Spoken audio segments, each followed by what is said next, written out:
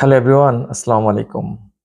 Doctor G M Mridha page থেকে আমি doctor গোলাম মাসুদ মৃধা আমার ভুবনের সকলকে স্বাগতম। শুভ সন্ধ্যা। আপনি কি মুখে গন্ধের সমস্যায় ভুগছেন? আসলে মুখের গন্ধের সমস্যাটাকে আমরা ইংলিশে বলি হলিটোসিস। এই হলিটোসিসটা হওয়ার নেপথ্যে ব্যাকটেরিয়া, তামাক, পেটের কোনো জটিল রোগ নির্দেশ করে,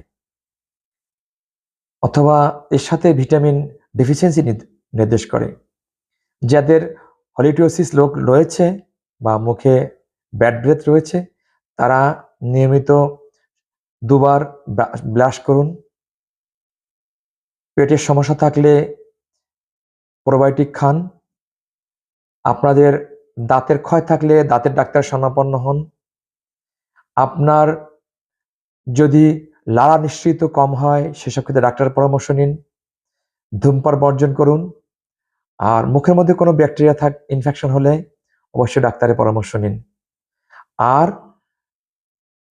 ভায়োডিন মাউথওয়াশ দিয়ে সকালে, দুপুরে, রাত্রে ঘোরাঘোরা করুন। সবাই ভালো থাকবেন। আসসালামু আলাইকুম ওয়া রাহমাতুল্লাহ।